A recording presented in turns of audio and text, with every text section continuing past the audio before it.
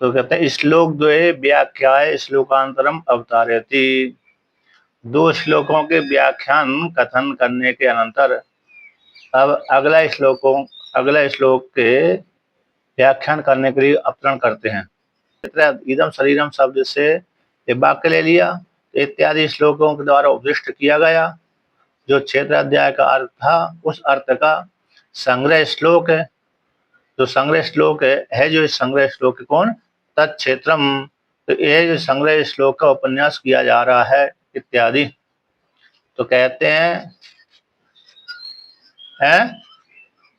हम भविष्य में करने जा रहे हैं, वर्तमान सन्निधि पे वर्तमान वज्वा, तो आगे करने ही जा रहे हैं। तो आगे कहते हैं इत्यादि, यानी व्याचिक्यासितस्य ही अर्थस्य संग्रह उपन्यासो न्याय इति।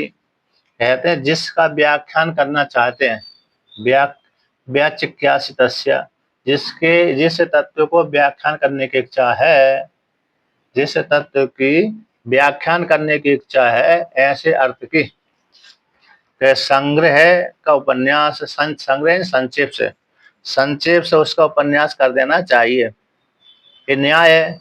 तो जिस वस्तु को हम बोध कराने जा रहे हैं, जिस वस्तु का हम क्या कराने जा रहे हैं, बोध कराने जा रहे हैं, ऐसे वस्तु का संक्षेप से पहले व्याख्यान कर देना चाहिए। इससे क्या हो जाएगा, संक्षेप से पहले उस तत्व का मालूम पड़ जाएगा, फिर इसके बाद विस्तार पूर्वक उसका व्याख्यान करना चाहिए। इस प्रकार से कहा। यानी क्योंकि प्रतिपत्ति सौकार्त्यम संग्रह उक्ति अर्थवती। जो प्रतिपत्ति के सुकर्ता के लिए, वो ज्ञान को बोध कराने के लिए, प्रतिपत्ति है ज्ञान हो गया, ज्ञान की सुकर्ता के लिए संग्रह उक्ति पहले संक्षेप से कह देना अर्थ वाली हो जाती है। जिस तत्व को हम बोध कराने वाले हैं, उस तत्व को संक्षेप से पहले कथन कर देना चाहिए। इस संक्षेप से कथन करने से क्या हो जाएगा कि वो उसका अर्थ यानी जो ज्ञान है वो शीघ्र हृदय में बैठ जाता है, फिर बाद में उसका विस्तार कर देना चाहिए। इसलिए जो प्रतिपत्ति की सुकर्ता के लिए संग्रह उक्ति कैसी अर्थ वाली हो जाती है। इसलिए बक्षमाण जो अर्थ है ना, आगे जो कहे जाने वाला अर्थ है, उस अर्थ के लिए यहाँ पर वर्णन करते हैं। इसी संग्रह जो उपन्यास, संग्रह रूप संक्षेप उपन्यास कैसे हो जाते हैं, अर्थ वाला होता है। इसको लेकर के यहाँ पर वर्णन करते हैं। तो तीसरे श्लोक का पाठ करते हैं। तत्क्षेत्रम यच्च यादृक्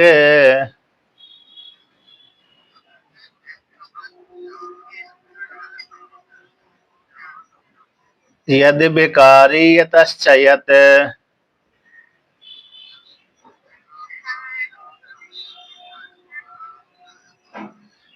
स च यो यत् प्रभावश्च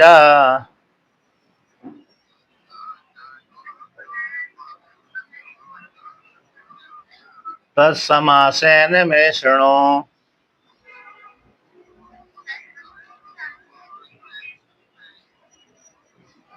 तो यहाँ पर वर्णन करते हैं,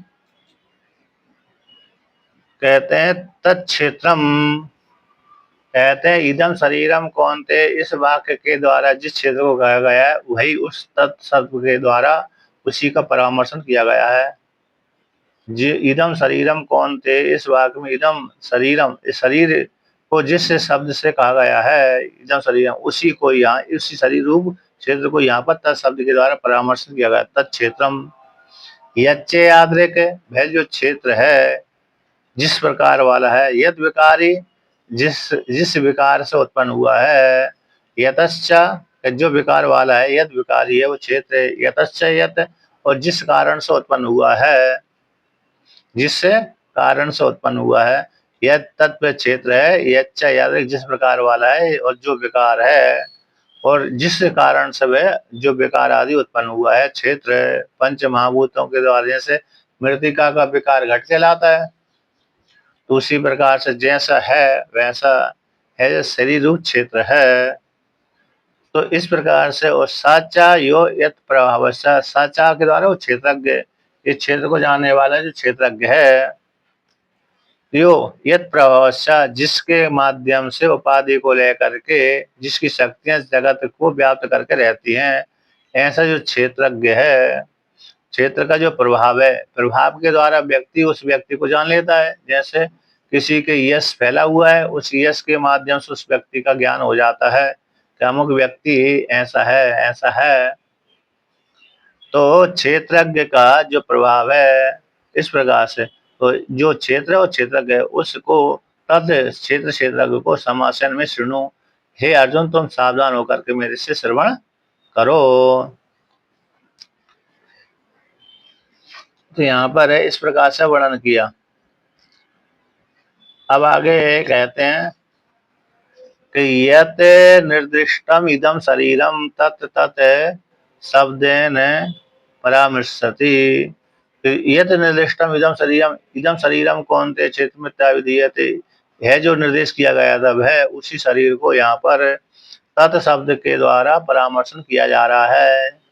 तत् क्षेत्र में जो तत् शब्द आया है वह जो पहले श्लोक में इदम शरीरम कौन ते कहा गया था, उसी शरीर को यहाँ पर तत् शब्द के द्वारा परामर्शन किया जा रहा है।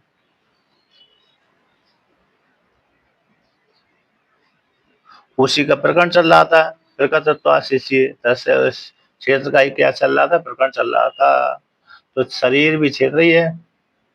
यच्चा तत्क्षेत्रम ज्ञातव्यम, जो क्षेत्र है वो कैसा ज्ञान जानने योग्य है, जो क्षेत्र है वह कैसे जानने योग्य है, इस प्रकार से अध्ययन कर लेना चाहिए।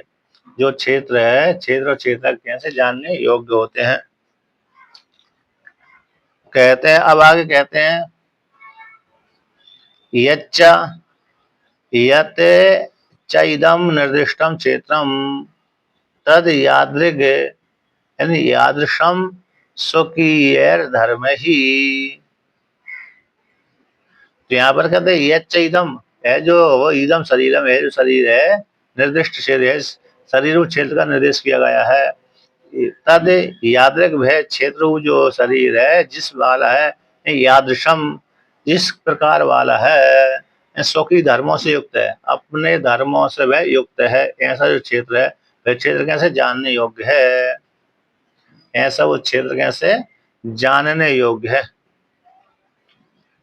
कि यच्च इति एन रूप से रूप वाला होता है, जिस रूप से वो रूप वाला होता है, तद वह क्षेत्र विशिष्टते, है ना। यादृक का अर्थ हो गया तद, यादृक यादृशम, यानी जिस रूप से वह रूप वाला होता है तद वह क्षेत्र विशेषित हो जाता है। कोई काला रूप वाला रूप होता है, कोई गोरा होता है, जैसे जैसे काला है, पीला है, श्वेत है, नीला है, अन्य अन्य प्रकार के जिस प्रकार से जो रंग होते हैं उन रंगों से युक्त जो जीव होता है, क्षेत्र होता है, उसी प्रकार के नाम से जाना जाता है, यादृक। अब वह कहते हैं तो स्वकीय धर्मों के द्वारा वो क्षेत्र जाना जाता है, इसलिए वह ज्ञातव्य, वह क्षेत्र कैसे ज्ञान जानने योग्य। च शब्द समुच्चयार्थ, जो च शब्द आया समुच्चय करने के लिए है।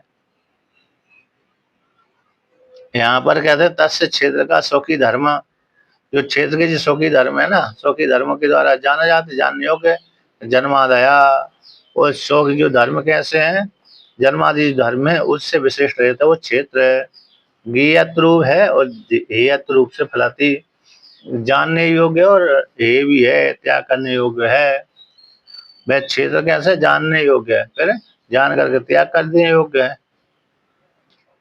अब यहाँ पर च शब्द का, च शब्द पंचकस्य इतरेतर समुच्चय के लिए आया है। जो च शब्द आया ना, कौन सा, तत्क्षेत्रम यच्चा, तो जो च शब्द समुच्चय करने के लिए आया है, सभी के साथ समुच्चय करता है, वो कराता है। अब कहते हैं यद विकारी, यो विकारो वश्य तद यद विकारी यतो यस्माच्चा यत कार्य उत्पद्यते इति वाक्शेषा। यहाँ पर वर्णन करते हैं यद विकारी, जो विकार है, किसका विकार है, कारण का कार्य विकार होता है, यो विकार आश्रय इसका, किसका विकार है, प्रकृति का विकार है। यद यद विकारी, जो जो विकार है, यतो यस्माच्चा, जिससे, यतो यानी यस्मात् जिससे, जो कार्य उत्पद्यते इति वाक्शेषा, ऐसे जो कार्य है, विकार रूप जो कार्य है वो कारण है। कार्य और कारण, यतस्य यत, यतस्या में जो यत आया है, तो यत से जो कार्य है, जिस कारण से जो कार्य उत्पन्न होता है, तो वह कार्य कारण भी जानने योग्य है। कार्य कारण भी जानने योग्य है और विकारी होने से त्याग करने के योग्य है। और यत कार्यम तत् सर्वम यस्माद् उत्पद्यते तद कारण कारणत्वात् ज्ञातव्यम, है जो जितना भी कार्य है जिससे उत्पन्न होता है, उत्पन्न होने कारण वो उसी कारण को ही जानना चाहिए, न कि कार्य है। तत् कारण से ज्ञातव्यम, यस्माद् उत्पत्ति तत् कारण, कारण होने से ज्ञातव्य, अतः जानना चाहिए। अब आगे कहते हैं साचा, तो साचा यह क्षेत्रज्ञो निर्दिष्ट स यत् प्रभावो ये प्रभाव उपाधि करता शक्तयो यस्य स यत् प्रभावस्य तद क्षेत्र क्षेत्रज्ञयोर यातात्म्यम यथा विशेषितम समासेन संक्षेपण में मम वाक्यतः शृणु श्रुत्वा अवधारय इत्यर्थः। तो यहाँ पर कहते हैं साचा क्षेत्रज्ञ, साचा, यहाँ पर साचा, साचा यो, सा या शब्द से क्षेत्रज्ञ लिया है। ऐसे जो क्षेत्रज्ञ है, सब क्षेत्रज्ञ जिस प्रभाव वाला है, कौन से, जिस प्रभाव वाला है, तो ये प्रभाव कैसे, उपाधि करता, उपाधि को लेकर किए गए हैं। यानी उपाधि करता शक्तियां, उपाधि कृत जो शक्तियां आई हैं, यश जिसकी शक्तियां सब यत यत प्रभाव वाला है। जैसे गांवों में आदि में कोई व्यक्ति मल्ल होता है ना, तो मल्ल होता है तो वो कहता है कि मैं इतना बड़ा वाल हूँ, तो जिस प्रभाव, उस प्रभाव के कारण व्यक्ति वो दूसरे अपने से कम वाले, कमजोर वाले व्यक्ति को हरा देता है। तो वह जैसे जो क्षेत्रज्ञ निर्देश किया गया है, जिस प्रभाव वाला है, उपाधि को ले, उपाधि वाली उसकी शक्तियां, ये प्रभाव उपाधि कर शक्तियां यश जिसकी हैं, जिस क्षेत्रज्ञ की हैं, सब क्षेत्र जिस प्रभाव वाला है, तत् वह क्षेत्र और क्षेत्रज्ञ और यातात्म ज्ञात यथा विशेषतम समासन संक्षेपण में मम वाक्यतः शृणु श्रुत्वा अवधारय इत्यर्थः। कहते हैं जो क्षेत्र क्षेत्र क्षेत्रज्ञ निर्दिष्ट किया गया है, जिस प्रभाव वाला है, उसकी जो शक्ति है, जिसकी सब जिस प्रभाव वाला वो क्षेत्रज्ञ है। इसी हेतु से तत्व क्षेत्र और क्षेत्रज्ञ दोनों के यातात्म ज्ञान, क्षेत्र और क्षेत्रज्ञ का यातात्म ज्ञान, यथा विशेषतम जिस विशेषणों से विशेष है क्षेत्रज्ञ का ज्ञान, उसको अथवा दूसरे क्षेत्र ज्ञान, ऐसे उन दोनों को समासन संक्षेपण में मामा वाक्यता सुनो। तो कहते हैं यथा विशेष समान के द्वारा समासन संक्षेप से मैं माना, मैं मामा मेरी जो वाक्य है उस वाक्य को सुन करके अब धारण करो, ऐसा भगवान श्री कृष्ण ने कहा। यानी क्षेत्र के स्वरूप को मेरे से जानो और क्षेत्रज्ञ के स्वरूप को मेरे से जानो, उस विषय में संक्षिप्त से तुमसे कहता हूँ। और जिसको कहा है उसको तुम सावधान पूर्वक धारण श्रवण करो, फिर धारण करो। अब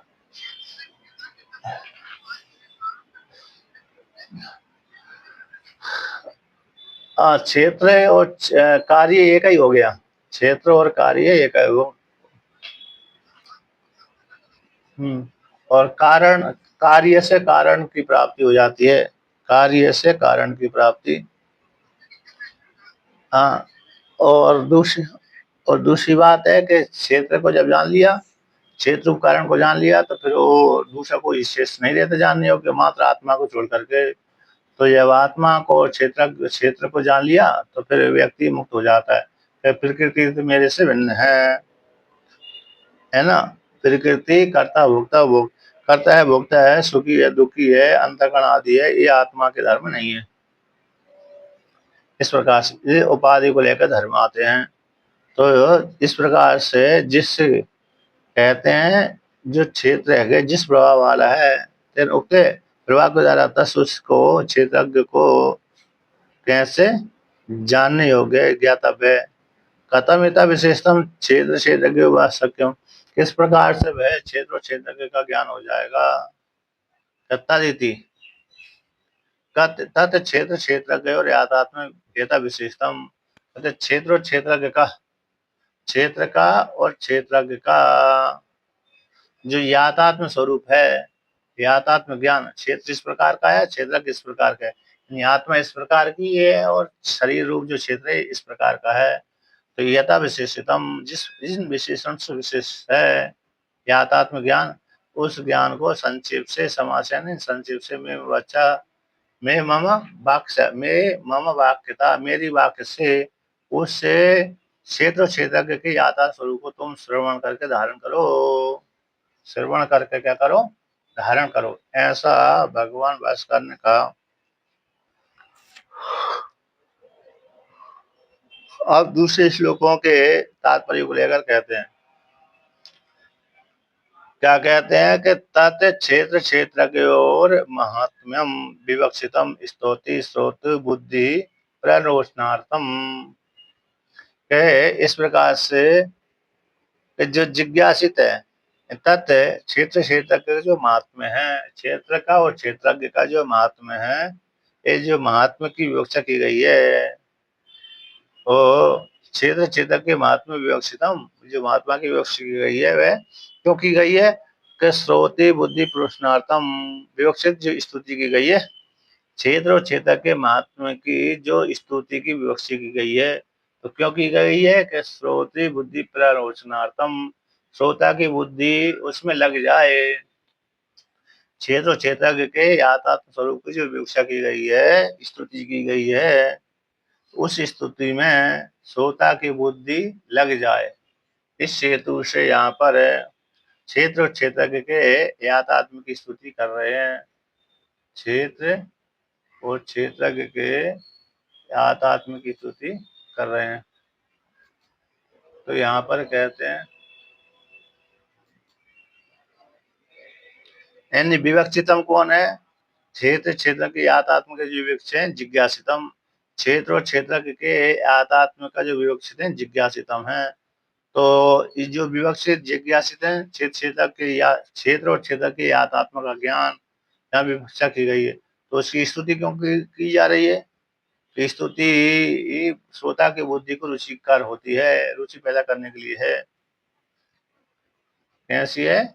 रुचि पैदा करने के लिए है। आता रुचि पैदा हो जाती है तो व्यक्ति उसमें प्रवृत्त हो जाता है। यदि स्तूयते तद विधीयते, नियम है जो स्तुति की, जिसकी स्तुति की जाती है उसका विधान किया जाता है और उसका पूजा पाठ होता है।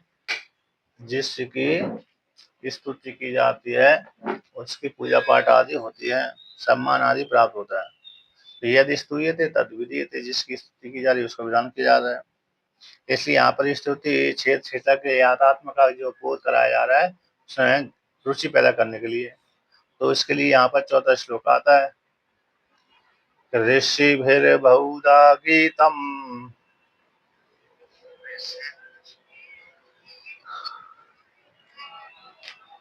छंदोभिर्विविधैः पृथक्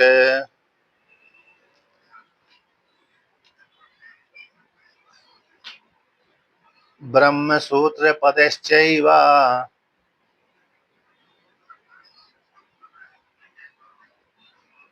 हेतुमद्भिर्विनिश्चितैः।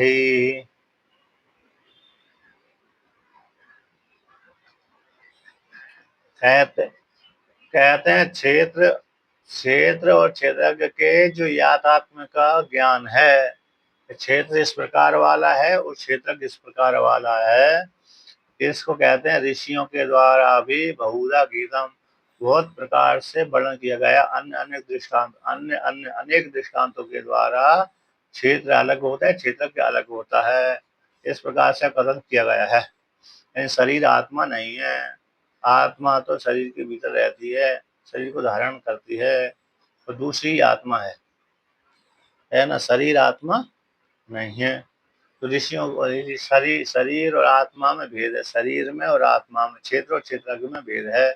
इस प्रकार से ऋषियों के द्वारा बहुधा गीतम बहुत प्रकार से गाया गया है, कहा गया है, उद्देश किया गया है।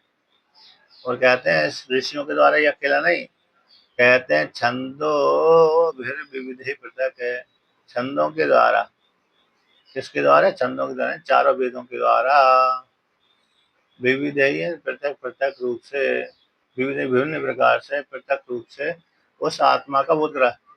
वेद वेद वेद वेद है, चारों वेदों के द्वारा विभिन्न प्रकार से पृथक पृथक स्पष्ट रूप से कैसा उपदेश किया गया है, विवेक से गीतम कहा गया है।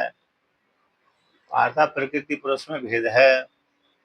और कहते हैं ब्रह्म, वो छंदों के द्वारा ही नहीं, ब्रह्म सूत्र पदेश्चैवा, वेद ही अगले छंदों के द्वारा ब्रह्म के सूचक, ब्रह्म सूत्र है, ब्रह्म के सूचक जो पद हैं, ब्रह्म सूत्र है, ब्रह्म को सूचना देने वाले। तो ऐसे जो पद वाक्य आते हैं उपनिषदों में, उन वाक्यों के द्वारा भी जाना जाता है कि प्रकृति और पुरुष में भेद है ना। पर ब्रह्म सूत्र पदेश है, ब्रह्म के सूचक जो पद हैं, ब्रह्म के सूचक जो पद हैं वो सूत्र रूप हैं। ऐसे नहीं, सीधा सीधा आ रहा है, सीधा सीधा इसका अर्थ है ब्रह्म के बोध कराने वाले श्रुति वाक्य, ब्रह्म के बोध कराने, आगे के आगे आगे की पंक्ति को लेते हैं। तो यहाँ पर इतना ले लीजिए कि ब्रह्म सूत्र पद से ब्रह्म के सूचक जो पद हैं, सत्यम ज्ञानम अनंतम ब्रह्म, सत्यम ज्ञानम आनंदम ब्रह्म, नेति नेति आत्मा, ये तो वाचो निवर्तन्ते अप्राप्त मनसा। तो हाँ, ये तो वही ईमान भूतानी एन जातानि जयंती, एन और एन जातानि जयंती इत्यादि। ये तो वही ईमानी भूतानी एन जातानि यत् प्रियंती अभिसंविशन्ति इत्यादि वाक्य हैं। ये ब्रह्म के बोध कराने वाले वाक्य हैं। इसलिए ब्रह्म सूत्र पद से ब्रह्म के सूचक पदों के द्वारा भी स्पष्ट रूप से कहा गया है कि प्रकृति पुरुष में भेद है। कहते और कहते ब्रह्म सूत्र को लेकर के कह दिया, कहते और भी कहीं भी है कि हेतु मत निश्चित, हेतु वालों के द्वारा, हेतु यानी युक्ति युक्तियों के द्वारा, युक्ति युक्तियों के द्वारा जैसे ब्रह्म छंद आदि के द्वारा भी आत्मा का बोध होता है, उसी प्रकार युक्तियों के माध्यम से भी, न्याय के माध्यम से भी आत्मा का बोध होता है। तो हेतु मतभेद हेतु वाले यानी हेतु मतभेद